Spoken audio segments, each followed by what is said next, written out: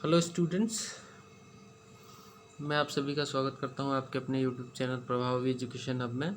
And इस video में हम लोग बात करेंगे मौर्यन एम्पायर का जो रिमेनिंग पार्ट है। जैसे कि हमने अशोका तक पिछले वीडियो में डिस्कस कर लिया था। अब अशोका के बाद उसके कुछ लड़के और उसके ग्रैंड सन वगैरह है, मतलब लेटर मौर्य जो थे, जो कि काफ़ी कमज़ोर थे और जिनको मार के पुष्यमित्र शुंग ने अपने शुंग वंश की स्थापना कर ली थी। इसके बारे में जानेंगे थोड़ा और डिटेल में। ठीक है, तो क्लास में बने रहिएगा लास्ट तक। और अगर आप शुरू से वीडियो को नहीं देख रहे हैं तो शुरू से देखिए, because it is very important. शुरू से ही आपको देखना पड़ेगा ताकि आपकी कॉन्टीन्यूटी जो है एजुकेशन की बनी रहे। ठीक है, तो तमिलनाडु हिस्ट्री मैं यहाँ पे कवर कर रहा हूँ। तमिलनाडु का जो बुक है 11th क्लास का, उसको एज ए रिसोर्स मैं अपने एंशियंट हिस्ट्री को कवर करने के लिए उस बुक को मैं कवर कर रहा हूँ। ठीक है, तो अगर आप यूपीएससी की तैयारी करते हैं, किसी भी स्टेट के सिविल सर्विस की तैयारी करते हैं, तो डेफिनेटली आपको इस चैनल से जुड़ जाना चाहिए, इस चैनल को सब्सक्राइब कर लेना चाहिए, ताकि आपको आपके जो इंडीवर है उसमें मैं अगर थोड़ा सा भी हेल्प कर सकूं तो मुझे काफ़ी अच्छा लगेगा। ठीक है, तो चैनल पर नए हैं तो ज़रूर सब्सक्राइब कर लीजिएगा, बेल आइकन को भी प्रेस कर लीजिएगा। चलिए, बातें बहुत हो गई, अब हम बात कर लेते हैं, इस टॉपिक को हम लोग डिस्कस कर लेते हैं ताकि आपको समझ में आ जाए। और इसका नोट्स मैं प्रोवाइड कर दूंगा आपको। जैसे कि इस चैनल पे आपको एक और सीरीज़ है जिसका नाम है Indian economy by Ramesh Singh. उसको मैंने कवर किया है, पूरा रमेश सिंह की किताब को मैंने कवर किया है। साथ में एक और बुक मैंने कवर की है जिसका नाम है लक्ष्मीकांत। लक्ष्मीकांत की पॉलिटी को मैंने कवर किया हुआ है। उसका भी कंप्लीट सीरीज़ मेरे इस चैनल पे अवेलेबल है, आप उसको देख सकते हैं। साथ में पीडीएफ भी लेके आप उसको रिवाइज कर सकते हैं। एक और सीरीज़ है जिसका नाम है इंडियाज स्ट्रगल फॉर इंडिपेंडेंस, उसे भी आप ले सकते हैं और उसका नोट भी है, उसे भी देख सकते हैं। पूरी सीरीज़ देखिए और इनका बेनिफिट लीजिए। बहुत अच्छी ये क्लासेस हैं, इसमें कुछ भी छोड़ा नहीं गया है, सब कुछ लाइन बाय लाइन समझाया गया है। तो वो बंदा जो काफ़ी सीरियस है और पॉइंट वाइज समझना चाहता है तो उसको इसमें काफ़ी ज़्यादा हेल्प होने वाला है। चलिए, तो यहाँ पे देख रहे हैं आप, लेटर मौर्यस की हम लोग बात कर रहे हैं। तो अशोका का डेथ जो है 200 अशोका का डेथ जो है 232 बीसी में हो जाता है। और अशोक एक महान शासक था। मतलब इसकी जो कंपैरिजन है वो जूलियट सीजार वगैरह जैसे, नेपोलियन जैसे बड़े जो भी योद्धा रहे हैं उनमें भी ये सबसे महानतम शासक थे अशोका। तो इनकी मृत्यु हो गई 232 में। ठीक है, 232 बीसी में इनकी मृत्यु हो गई। और इनका जो साम्राज्य था वो डिवाइड हो गया वेस्टर्न और ईस्टर्न पार्ट में, वेस्टर्न और ईस्टर्न में। तो वेस्टर्न का जो पार्ट डिवाइड हुआ उसका जो शासक था वो अशोक का सन ही था। अशोक का सन था जिसका नाम था कुणाल। कुणाल ने वेस्टर्न एरिया को संभाला, उस पर शासन करने लग गया अशोक के डेथ के बाद। और ईस्टर्न जो पार्ट था उस पर दशरथ, जो कि अशोक का ग्रैंड सन था, अशोक का ग्रैंड सन था दशरथ, उसने शासन किया। कहाँ पे? ईस्टर्न पार्ट पे। ठीक है, ईस्टर्न पार्ट पे अशोक के ग्रैंड सन क्या नाम है? दशरथ। ठीक है, अच्छा, इसी दौरान बैक्टेरियन इन्वेशन भी हुआ। दशरथ के दौरान बैक्टीरिया आक्रमण भारत पे हुआ और खासकर ये जो मगध रीजन था मौर्यों का, उस पे आक्रमण हुआ। और जो मौर्य वंश का जो वेस्टर्न पार्ट था जहाँ पे कुणाल शासन कर रहा था, उसको उन्होंने अटैक करके कोलैप्स कर दिया। तो बैक्टेरियन इन्वेशन के बाद जो वेस्टर्न एम्पायर है वो कोलैप्स हो गया। लेकिन अभी भी जो ईस्टर्न जो ईस्टर्न एरिया था, ईस्टर्न जो इनका पार्ट था, वो अभी भी इंटैक्ट था। वहाँ पे दशरथ का सक्सेसर संप्रीति अभी शासन कर रहा था। लेकिन अब ये शासक जो थे इतने स्ट्रांग नहीं थे, इस वजह से क्या हुआ कि धीरे धीरे करके इनका डिक्लाइन होना शुरू हो गया था। और लास्ट में एक बृहदर्थ नाम का एक शासक था जो कि मौर्यन एम्पायर का था, उसकी हत्या करके पुष्यमित्र शुंग ने उसकी हत्या कर दी। किसकी? बृहदर्थ की। बृहदर्थ जो था वो मौर्यन एम्पायर का आखिरी शासक था, उसकी हत्या करके पुष्यमित्र शुंग ने यहाँ पे शुंग वंश की स्थापना कर दी। कहाँ पे? मगध में। ठीक है, चलिए आगे बढ़ेंगे। नेक्स्ट पॉइंट देखते हैं। अब हम मौर्यन एडमिनिस्ट्रेशन की बात करते हैं। मौर्यन एडमिनिस्ट्रेशन जो था वहाँ पे सेंट्रल गवर्नमेंट टाइप की सेटअप की गई थी, सेंट्रल गवर्नमेंट टाइप की। और यहाँ पे जो बेसिकली एसेंडरी था वो मोनार्की था भारत में। ये मोनार्की था, मतलब कि राजा शासन करता था।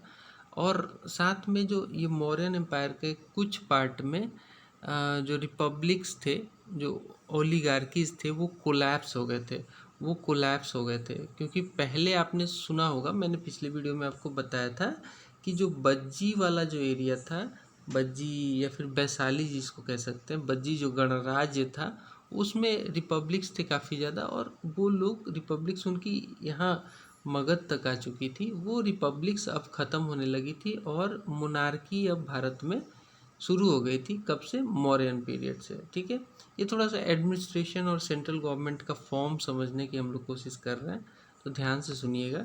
नेक्स्ट पॉइंट देखते हैं। नेक्स्ट पॉइंट है कौटिल्य कौन थे। तो कौटिल्य जो थे वो मतलब इनकी जो नीति थी वो द बेस्ट मानी जाती है। आज भी लोग कौटिल्य की नीति को पढ़ते हैं। कौटिल्य का ही नाम जो है चाणक्य है और इनकी नीति आज भी लोग पढ़ते हैं। मुझे कई लोग इनकी नीति पढ़ते हुए मतलब दिखते हैं मेरे लाइफ में। और इनफैक्ट काफ़ी उनसे उस नीति से, इनकी नीतियों से, कई सारी नीतियाँ हैं इनकी, इनको पढ़ने से काफ़ी ज्ञान होता है। तो आपको मौका मिले तो इनकी नीति ज़रूर, इनकी किताब ले लीजिएगा, एक्सट्रैक्ट फॉर्म में मिल जाता है, उसको आप पढ़िएगा। ठीक है, तो ये कौटिल्य की मदद से जो है यहाँ पे धनानंद एक्चुअली था, धनानंद नंद वंश का अंतिम शासक था, उसको हराकर चंद्रगुप्त बने थे यहाँ पे शासक। तो बेसिकली कौटिल्य जो थे ये सपोर्ट करते थे मोनार्की जो फॉर्म ऑफ गवर्नमेंट था, मतलब राजा जहाँ पे शासन तंत्र को चलाए, उसको ये सपोर्ट करते थे। But he did not stand for absolutism, मतलब कि अब ऐसा नहीं है कि ये मोनार्कियल फॉर्म ऑफ गवर्नमेंट को सपोर्ट कर रहे हैं तो बिल्कुल ही ऑब्सोल्यूट हो जाए सरकार कि मतलब जो चाहे वो करने लगे, इसको ये सपोर्ट नहीं करते थे।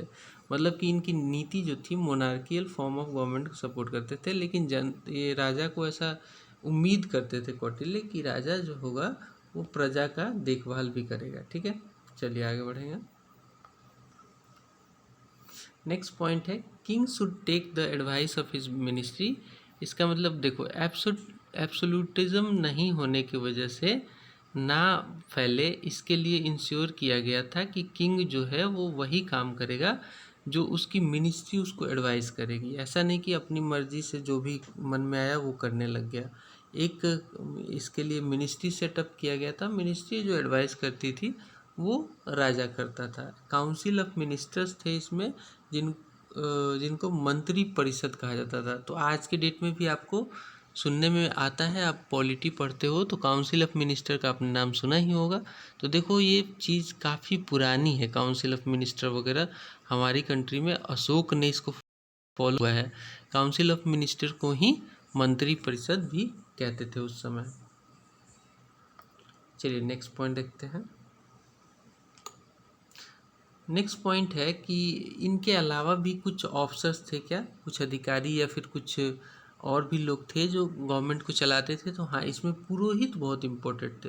पुरोहित का सलाह जो है कई बार राजा इस दौरान में, मौर्यन पीरियड में, कंपल्सरली लिया करते थे। साथ में महामंत्री थे, सेनापति थे। सेनापति ऐसे अफसर थे, अधिकारी थे जो कि सेना का संरक्षण करते थे। महामंत्री जो थे वो बेसिकली ओवरऑल संचालन करना, पूरा राजा के नीचे जस्ट महामंत्री आ जाता है। और उसके बाद सेनापति जो है ये पूरा ओवरऑल मिलिट्री ऑपरेशन जो है वो देखने का काम करता था।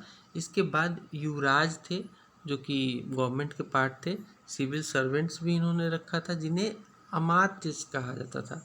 तो अमात्य ऐसे हिंदी में या फिर इंग्लिश में अमात्यास, जो सिविल सर्वेंट थे उनको अमात्य कहा जाता है। ये कई बार सवाल पूछा गया है और आगे भी उम्मीद है कि आपके एग्ज़ाम में पूछा जा सकता है। तो ये ध्यान रखना कि कि जो सिविल सर्वेंट थे उनको अमात्य कहा जाता था। आगे बढ़ेंगे। अच्छा देखो, अशोक ने अपनी एक नीति स्टार्ट की थी। एक्चुअली अशोक जब कलिंग युद्ध को जीते तो एक्चुअली कलिंग के युद्ध में काफ़ी ज़्यादा क्षति हुई थी। उसको देखते हुए इन्होंने धम्म की नीति अपनाई कि भाई ऐसे नहीं, युद्ध से नहीं जीतेंगे किसी को, हम लोग धम्म से जीतेंगे। लोगों को अच्छी बात बताएंगे, लोगों में अच्छी अच्छी चीज़ें डालेंगे ताकि किसी को भी जीता जा सके धम्म की नीति से। तो धम्म की नीति जो थी वो फैलाने के लिए, उसका स्प्रेड करने के लिए अशोक ने धम्म महामात्र, जो कि एक मतलब लोगों को चुन के, ये बेसिकली विद्वान टाइप के लोग होते थे, इनको पूरा ज्ञान था धम्म का। तो धम्म महामात्र जो थे ये जगह जगह जाके, गांव जाके, दूर दराज गाँव में भी जाके ये लोग अशोक की धम्म नीति का प्रचार किया करते थे। तो धम्म महामात्र कौन थे? ये लोग धम्म को स्प्रेड करने के लिए अशोक के द्वारा नियुक्त किए गए अधिकारी थे। ठीक है, धम्म महामात्र, ये याद रखना, ये सवाल आता है कई बार। इसको याद रखना भी आसान है बिकॉज इसमें धम्म लगा हुआ है, धम्म महामात्र। ठीक है, आगे बढ़ेंगे। अब रेवेन्यू डिपार्टमेंट क्या था सर उस समय? तो जी हाँ, मौर्यन एम्पायर में रेवेन्यू डिपार्टमेंट भी था, जिसको हम लोग हिंदी में समहर्ता भी कहते हैं। आज भी आप अपने डिस्ट्रिक्ट वगैरह में आप सुनते होंगे, आपके डिस्ट्रिक्ट की बिल्डिंग पे देखिएगा कई जगह हिंदी में जहाँ लिखा रहता है समहर्ता सहालय लिखा रहता है। तो ये मतलब पुरानी ये सब यूनिट है, सेटअप है। रेवेन्यू डिपार्टमेंट भी उस समय हुआ करता था। इसका एक चीफ हुआ करता था, चीफ ऑफ जो रेवेन्यू डिपार्टमेंट था, वो ओवरऑल जो भी कलेक्शन वगैरह आता था उसको इंश्योर करता था। रेवेन्यू आता कहाँ से था? रेवेन्यू आता था तो लैंड से आता था, लैंड पे जो टैक्स लग रहा है उससे आता था। इसके अलावा इरिगेशन पे टैक्स लगता था, कस्टम पे टैक्स लगता था, शॉपिंग पे टैक्स लगता था, फेरी टैक्स लगता था, फॉरेस्ट पे टैक्स लगता था, माइंस पे भी लगता था, पास्चर पे लगता था, लाइसेंस फी लगता था, क्राफ्टमैन से भी लिया जाता था, कुछ फाइन्स भी लगते थे। जैसे कि आज की गाड़ी चलाया और रेड बत्ती क्रॉस किया तो फाइन लग जाता है, वैसे उस समय भी कुछ फाइन्स लगा करते थे। Not exactly on the car और बाइक, क्योंकि उस समय कार और बाइक तो होगा नहीं, लेकिन फ़ाइन किसी दूसरे फॉर्म में हो सकता है। लैंड रेवेन्यू से भी जो रेवेन्यू जनरेट होता था वो भी रेवेन्यू का पार्ट था। मैं ये सारी बातें आपको रेवेन्यू कहाँ से आता था उस समय वो बता रहा हूँ। जो प्रोड्यूस होता था, मान लो फार्मर्स ने एक फार्मर ने 100 किलो अनाज प्रोड्यूस किया, तो उसके अनाज का 1/6 भाग इस केस में 16.2/3 पार्ट जो है वो देना पड़ेगा। मतलब 1/6 पार्ट जो भी प्रोड्यूस होता था उसका 1/6 भाग फार्मर्स को जमा करना पड़ता था। सर मतलब मॉडर्न जो गवर्नमेंट थी उसको देना पड़ता था टैक्स के रूप में। एक्सपेंडिचर कहाँ होता था? ये सारे पैसे का एक्सपेंडिचर बेसिकली किंग और उसके हाउस होल्ड पे होता था, आर्मी पे होता था। गवर्नमेंट के जो सर्वेंट थे तो ऑब्वियसली उनकी सैलरी जानी थी, उन पे होता था। इसके अलावा पब्लिक वर्क्स भी काफ़ी ज़्यादा किए जाते थे मौर्यन एम्पायर में। पुअर का जो है रिलीफ के लिए भी काफ़ी काम होता था। रिलीजन के ऊपर भी काफ़ी ज़्यादा खर्च किया जाता था। तो एक तरफ तो मैंने बताया कि पैसा आता कहाँ था और दूसरी तरफ एक्सपेंडिचर कहाँ, मतलब पैसा जाता कहाँ था। ये सारी बातें आपको मैंने क्लियर कर दी। आगे बढ़ते हैं। आर्मी जो थी उसका कंट्रोल था सेनापति के पास। ऑब्वियसली सेनापति है तो तभी उस सेना का कंट्रोल तो रखेगा ही, तो आर्मी का कंट्रोल सेनापति के पास हुआ करता था। और जो आर्मी के लोग थे उनकी जो सैलरी थी वो कैश में दी जाती थी, ये सवाल पूछा जा सकता है आपसे कि आर्मी की जो सैलरी थी मौर्यन काल में, उनकी सैलरी कैसे दी जाती थी, काइंड में दी जाती थी या कैश में? तो आंसर है कैश में।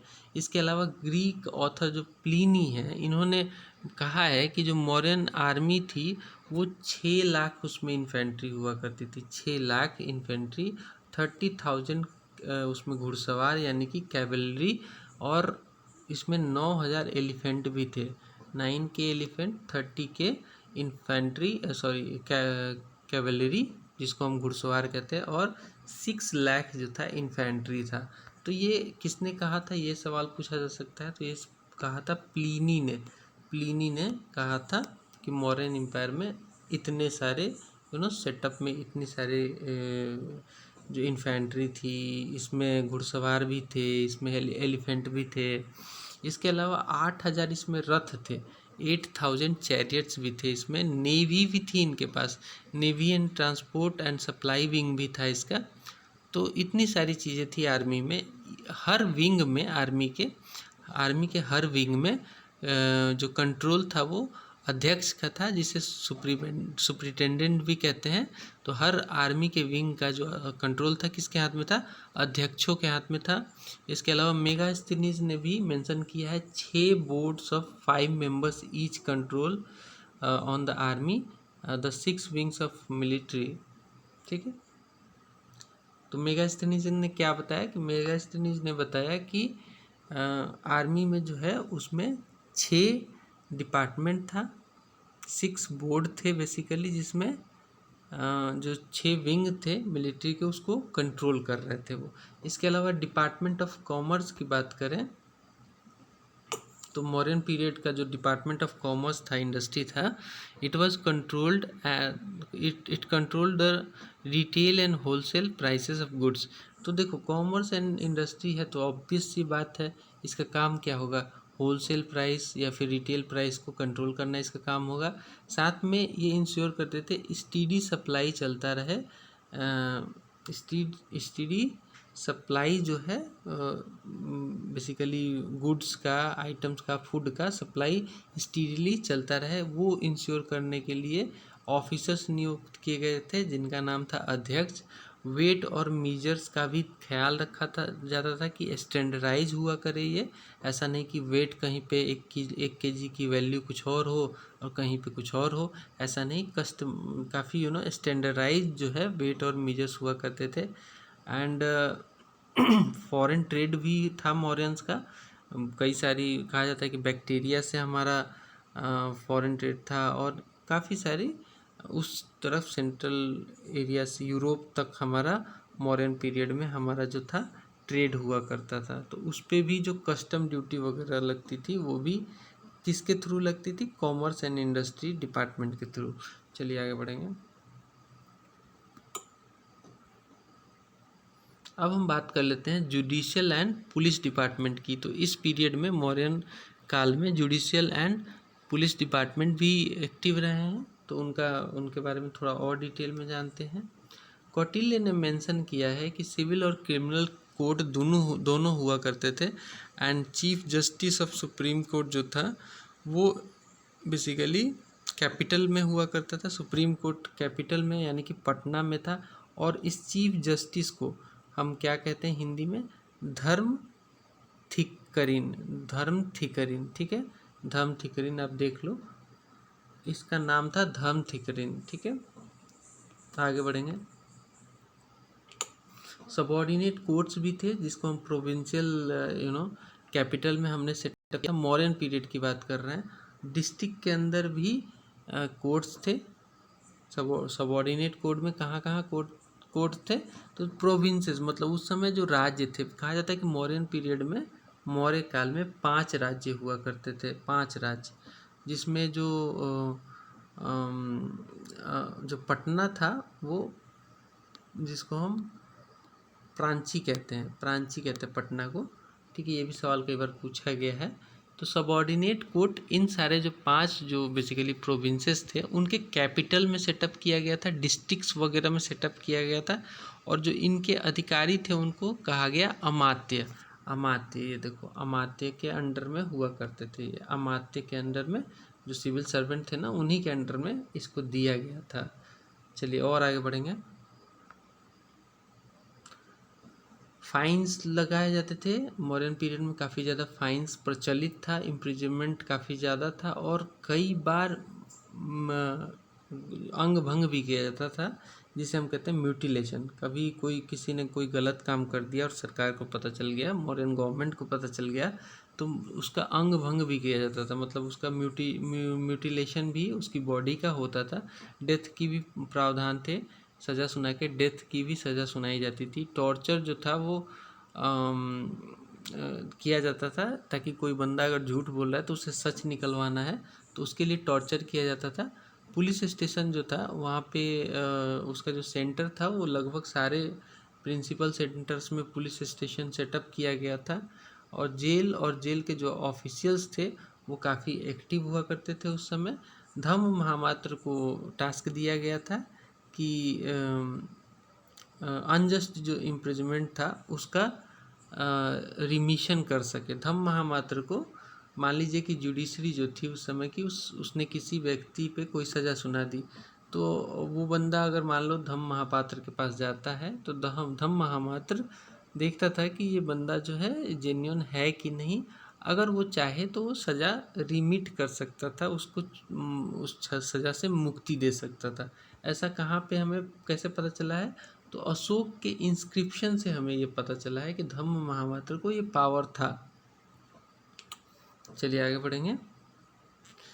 नेक्स्ट पॉइंट आता है सेंसस। अब देखिए बहुत इंपॉर्टेंट ये पॉइंट है कि उस जमाने में, मैं बात कर रहा हूँ मौर्यन पीरियड की, उस जमाने में सेंसस जो था वो होता था और बहुत ही रेगुलर होता था, बहुत ही रेगुलरली होता था। ऐसा नहीं कि इस बार हुआ अगली बार नहीं होगा, रेगुलरली हुआ करता था सेंसस।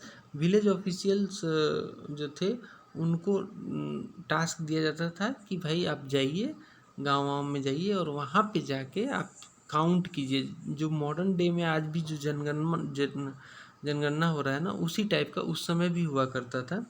कास्ट और ऑक्यूपेशन वगैरह की भी काउंटिंग होती थी कि कौन सा बंदा के जो है किस कास्ट का है और इस पर्टिकुलर कास्ट के कितने बंदे हैं, उनका ऑक्यूपेशन क्या है, ये सब सेंसस में हमें पता चलता था उस दौरान।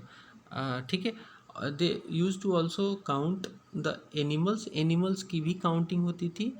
एंड टाउन्स में भी म्यूनिसिपल ऑफिशियल्स वगैरह जो थे वो सेंसस किया करते थे। सेंसस जो था ये परमानेंट था, हमेशा होता था यहाँ पे। ठीक है, रेगुलरली परमानेंटली आप कह सकते हो कि सेंसस हुआ करता था। चलिए नेक्स्ट पॉइंट देखते हैं। नेक्स्ट पॉइंट कहता है कि प्रोविंशियल एंड जो लोकल एडमिनिस्ट्रेशन था वो भी काफ़ी एक्टिवेटेड था। 4 प्रोविंसेस थे, बाद में 5वां भी ऐड किया गया था जो कि इसमें मेंशन नहीं है। एनीवे आपको बाद में पता चल जाएगा। 4 जो बेसिकली प्रोविंसेस थे उसमें जो तक्षशिला था जिसकी कैपिटल थी उज्जैन, सुवर्णगिरी और कलिंगा। बेसिकली देखिए आप यहाँ पे आप देखिए 4 जो आपको प्रोविंसेस दिख रहे हैं, कैपिटल हटा दीजिए, तक्षशिला, उज्जैन, सुवर्णगिरी और कलिंग। ठीक है, ये जो है ये 4 प्रोविंसेस हुआ करते थे। प्रोविंशियल गवर्नर्स के अंडर थे ये सारे, मतलब प्रोविंशियल गवर्नर इनको गवर्न करता था। इसके अलावा मेंबर्स ऑफ रॉयल फैमिली जो था वो भी कई जगह, जैसे कि अशोक खुद एक गवर्नर हुआ करते थे। कहाँ के हुआ करते थे आप मुझे कमेंट करके बताइएगा, मैं उम्मीद करता हूँ कि आपको ये पता होना चाहिए। डिस्ट्रिक्ट एडमिनिस्ट्रेशन जो था वो किसके हाथ में था? तो वहाँ पे जो ऑफिशियल थे डिस्ट्रिक्ट एडमिनिस्ट्रेशन को संभालने के लिए उनको कहा गया राजूकार। राजूकाज जो थे वो डिस्ट्रिक्ट एडमिनिस्ट्रेशन को संभाल रहे थे। इसके अलावा मॉडर्न कलेक्टर्स जो थे उनको कहा जाता है कि राजूकाज जो थे उस समय के, आज के डेट में मॉडर्न कलेक्टर के इक्विवेलेंट आप मान सकते हो। आप जिस चीज़ की तैयारी कर रहे हो वो उस समय भी हुआ करता था जिसका नाम था राजूकाज। एंड राजूकाज को बेसिकली असिस्ट करते थे युक्ताज, जो कि सबऑर्डिनेट ऑफिशियल्स या फिर सबऑर्डिनेट जो कार्य करने वाले लोग थे उनको युक्ताज कहते थे। तो राजूकाज को युक्ताज जो है वो सपोर्ट करता था। इसके अलावा विलेज की बात करें तो यहाँ पे एडमिनिस्ट्रेशन कैसा था? तो इसका जो था विलेज में वो हेड था इसका ग्रामीणी। ग्रामीणी जो था ये हेड था। गोप जो था who was in charge of 10 और 15 विलेज।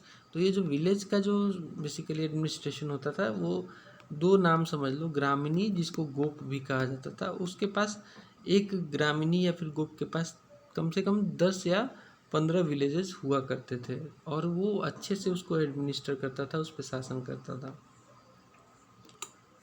नेक्स्ट है अर्थशास्त्र में अगर बात करें, जिसकी रचना कौटिल्य या फिर चाणक्य या फिर विष्णुगुप्त भी कहते हैं ने की थी। ये एक बहुत बृहत किताब है। इसमें एक फुल चैप्टर जो है वो नगर रोल ऑफ नागरिक या फिर सिटी सुपरिटेंडेंट जिसको कहते हैं, नगरिका या फिर सिटी सुपरिटेंडेंट, उसका पार्टिकुलर रोल दिया गया है, उस एक चैप्टर में ही पूरा दिया गया है। किसमें? तो अर्थशास्त्र में। अर्थशास्त्र के लेखक का कौन है? तो इसके लेखक हैं कौटिल्य, या फिर जिसको गुप्त या चाणक्य भी कहते हैं। तो इसका काम क्या था? नागरिक जो था या फिर जिसे सिटी सुपरिटेंडेंट कहते हैं, इसका काम क्या था? इसका काम था to maintain law and order and there were committees to look after the industries, foreigners, registration of birth and deaths, इसके अलावा ट्रेड्स, इसके अलावा manufacturing of sale and sale of goods, then collection of salt tax. इसके इन सब के लिए basically committees बनाई गई थी, because these are the very important area which must be looked after by committees. तो उस समय के दौरान की बात कर रहा हूँ, सिचुएशन के हिसाब से कमिटी उस समय भी बनाई गई थी। चलिए आगे बढ़ेंगे। अब हम बात करते हैं मॉडर्न आर्ट एंड आर्किटेक्चर की। तो मॉडर्न आर्ट और आर्किटेक्चर के बहुत ज़्यादा तो जो घर वगैरह महल वहल तो नहीं मिले हैं, लेकिन अशोक के पिलर बहुत मिले हैं। अशोक का पिलर जो है वो आर्ट और आर्किटेक्चर में बहुत महानतम सोर्स माना जाता है हमारी कंट्री का। तो before the period of Ashoka, देखो यहाँ पे पॉइंट भी वही है, before the period of Ashoka there were mostly जो भी मतलब आर्ट या फिर आर्किटेक्चर हुआ करता था वो मोस्टली वुड का बना हुआ होता था। जैसे कि कहते हैं कि पटना में एक जगह है कुम्हरार, वहाँ पे जो महल पाया गया है, महल के अवशेष, उसके पिलर पाए गए हैं, लगभग 80 पिलर वहाँ पे पाए गए हैं, लेकिन बाकी चीज़ें नहीं पाई गई हैं, बिकॉज वो लकड़ी की बनी थी और लकड़ी की टेंडेंसी तो पता ही है, वो सड़ जाती है बहुत जल्दी। अगर मान लो कि ईंट पत्थर की बनी होती तो हमें आज भी अवशेष मिलता, उसका अवशेष ज़्यादा नहीं मिला, बस पिलर मिले हैं जिस पे वो पूरा महल खड़ा था। तो यूज ऑफ स्टोन तो अशोका ने शुरू किया, जब अपने इंस्क्रिप्शन वगैरह लिखवाना इसने शुरू किया अशोका ने, तब उन्होंने बेसिकली जो स्टोन का है उसका यूज शुरू किया। अशोक का जो पैलेस था या फिर उनकी जो मोनास्ट्रीज थी, most of his stupa have disappeared, only remaining stupa is at Sanchi. तो कहते हैं कि जो मौर्य धर्म से रिलेटेड, मौर्य वंश से रिलेटेड जो स्ट्रक्चर है वो डिसअपीयर हो गए हैं, बिकॉज लकड़ी वकड़ी के बना करते थे, और कई सारे मान लो लकड़ी के नहीं भी है तब भी वो काफ़ी पुराने हैं तो डिसअपीयर हो गए हैं। लेकिन एक ही स्तूप बचा है, वो स्तूप है सांची में। सांची कहाँ पे पड़ता है? एमपी में। ठीक है, कभी मौका मिले तो जाके देख लेना। पिलर्स इरेक्टेड बाय अशोका, तो अशोका के जो पिलर थे वो उस पर इंक्रिप्शन लिखी गई है। कहने का मतलब ये पिलर है ना, तो इस पर कई सारी बातें लिखी गई हैं, इसी को इंक्रिप्शन कहते हैं। किसी भी हार्ड सरफेस पे लिखना इज कॉल्ड इंक्रिप्शन। तो इंक्रिप्शन मिले हैं अशोका के कई सारे, दिल्ली से मिले हैं, इलाहाबाद से मिले हैं, रुमिनदेई से, सांची से, सारनाथ से इनके पिलर्स वगैरह मिले हैं। Their tops were crowned with figures of animals like lion, elephant and bull। तो जो मान लो ये पिलर है ना, इस पे सजाया जाता था कई बार, लायन कैसे बना दिया, ठीक है, इधर से भी लायन निकला, इधर से भी लायन, ऐसे पिलर के ऊपर कोई ना कोई एनिमल जैसे कि लायन, एलिफेंट, बुल्स वगैरह से इसको सजाया जाता था, इसको क्राउन किया जाता था इसके टॉप पे। नेक्स्ट देखते हैं।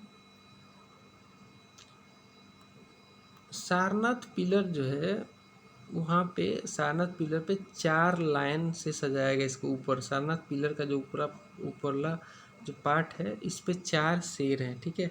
तो आपसे क्वेश्चन पूछा जा सकता है कि सारनाथ पिलर में कितने शेर हैं, तो उसमें 4 शेर हैं, बैक टू बैक उनकी मूर्ति बनाई गई है।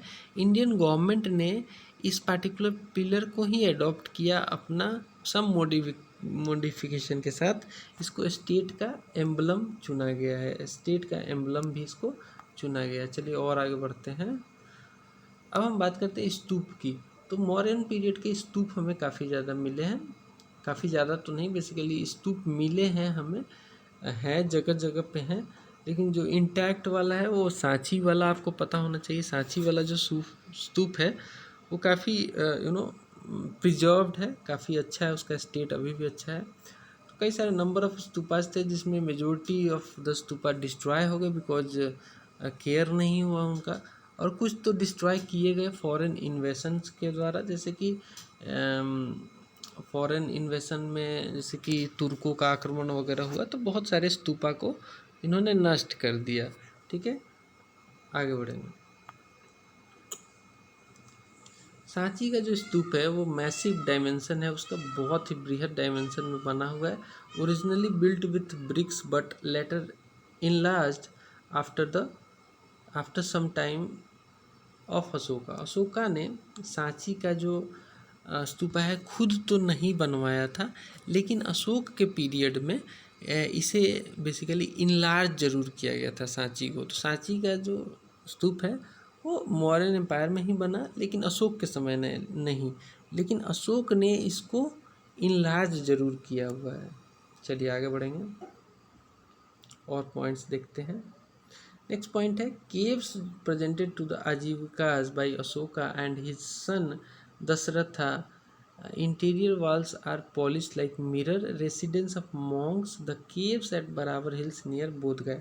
तो कहने का मतलब सिंपल शब्दों में समझो कि बिहार में एक जगह है बोध गया, बोध गया के पास एक केव्स पाए गए हैं। कौन से हिल में? तो बराबर की पहाड़ियों में, जिसे बराबर का हिल कहते हैं। यहाँ पे केव्स बनवाए गए थे किसके द्वारा?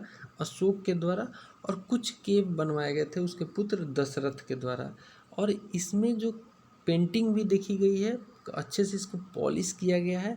और ये केव जो था ये आजीविका को फॉलो करने वाले जो रेसिडेंट्स थे, जो मॉन्क्स थे, उनके लिए ये बनाया गया था। आजीवक समुदाय के जो मॉन्क्स थे उनके रहने के लिए ये किसके द्वारा बनवाया गया था? तो अशोक और अशोक के सन दशरथ के द्वारा। चलो आगे बढ़ेंगे। Causes for decline of Mauryas. तो मौर्यस का जो साम्राज्य था वो लास्टली डिक्लाइन हो ही गया, और पुष्यमित्र शुंग का, जैसे मैंने बताया था कि उसने अंतिम शासक को, जिसका नाम था बृहदर्थ, उसको मार के गद्दी पे बैठ गया था। सो कहते हैं कि ये एक काफ़ी डिबेटेड टॉपिक है स्कॉलर्स के बीच में कि कैसे मौर्यस का डिक्लाइन हुआ, जो कि काफ़ी बड़ी साम्राज्य थी, उसका डिक्लाइन कैसे हुआ। तो कुछ लोग मानते हैं कि, कुछ जो मतलब स्कॉलर्स हैं उनका मानना है कि अशोक की जो पॉलिसी थी, जो उसने कलिंग वार के बाद वार को बिल्कुल छोड़ सा दिया था, वो मतलब लड़ाई लड़ता ही नहीं था, वो नीति को भी रीज़न मानते हैं लोग। एंड कुछ लोग जो हैं स्कॉलर्स जो हैं वो मानते हैं कि अशोक के बाद के जो सक्सेसर थे वो काफ़ी कमज़ोर हुए, वो अपने स्टेट को, अपने पूरे एरिया को मेंटेन करके नहीं रख पाए। आगे बढ़ते हैं। अशोका की प्रो बुद्धिस्ट पॉलिसी को भी लोग मानते हैं एक रीज़न कि इस वजह से भी मौर्यस का डिक्लाइन हुआ, बिकॉज जो अशोक की बुद्धिस्ट पॉलिसी थी ना, वो ब्राह्मणों को रुष्ट कर गई, और ब्राह्मण रुष्ट हो गए तो फिर धीरे धीरे उन्होंने इधर उधर भड़का चढ़का के मौर्य एम्पायर को गिरवा दिया। तो ऐसा भी मानना है। But Ashoka was never acted against Brahmans. हालांकि अशोक ने बुद्धिस्टों को काफ़ी सपोर्ट किया, लेकिन कभी ब्राह्मणों का अगेंस्ट नहीं किया, उसके अगेंस्ट में नहीं गए।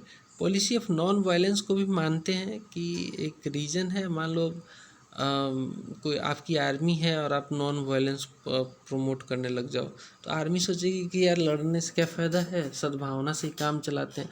तो सद्भावना की भावना में वो धीरे धीरे डिक्लाइन हो गया मौर्यों का, ये भी मानना है।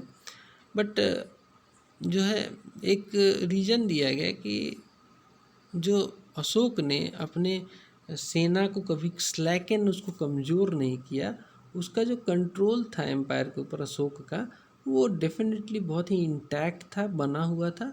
Ashoka was more a pragmatist than a idealist. तो कहते हैं कि अशोका जो है वो व्यवहारिक रूप से एक शासक था, आइडियलिस्ट नहीं था, वो एक प्रैग्मेटिस्ट था, व्यवहारिक शासक था वो। ठीक है। मल्टीपल कॉजेज़, रियल कॉजेज़ की बात करें तो जो काफ़ी सूटेबल लगते हैं, वो डेफिनेटली वीक सक्सेसर तो रहे थे। इसके अलावा partition of empire and administration abuses after Ashoka reign. अब आपको मैंने बताया कि अशोका के मरने के बाद लड़ाई शुरू हो गई कि मैं राजा बनूंगा, मैं राजा बनूंगा, ऐसे करते करते कई सारे सन थे तो पार्टीशन हो गया पूरे उसका, वेस्ट और ईस्ट में बट गया ये पूरा मगध का रीजन।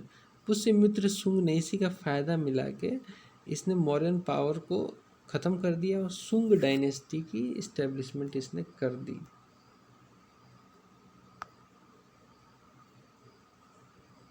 आई होप यहाँ पे ये क्लास ख़त्म होता है, मौर्यन एम्पायर यहाँ पे ख़त्म हो जाएगा। अगला जो चैप्टर होगा chapter number 7 post modern India, इसको डिस्कस करेंगे हम लोग नेक्स्ट वीडियो में। तब तक के लिए नमस्कार। अगर अभी भी आप चैनल पर नए हो, सब्सक्राइब नहीं किया तो सब्सक्राइब करो। मिलते हैं अगले वीडियो में। नमस्कार, बाय बाय।